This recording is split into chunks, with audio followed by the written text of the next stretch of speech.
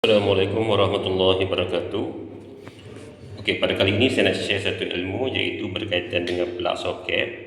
Okey, 3 pin Jadi kita nampak bahagian ni 3 pin. Okey, bahagian belakang macam mana kita nak sambung wire. Okey, kita nampak di sini, di situ ada L.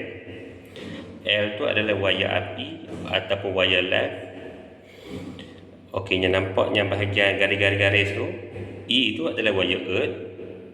Dan N tu adalah wire neutral.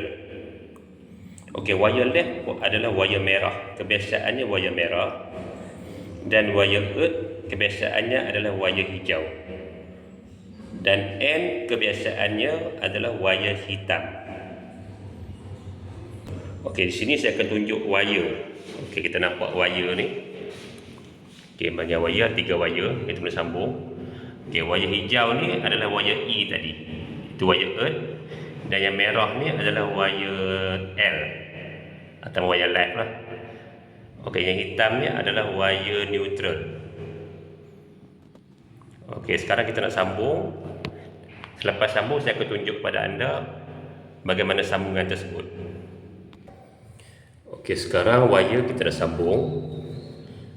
Okey, anda tengok tadi yang L ni adalah warna merah. Dan earth tadi adalah wire hijau, N adalah wire hitam. Okey, sebelum pemasangan macam tadi kita tengok, pastikan main dalam keadaan off. Main dekat mana? Dekat DB. Okey, kita tunjuk ke DB. DB di bahagian sini. Okey, paling mudah kita off bahagian sini ya.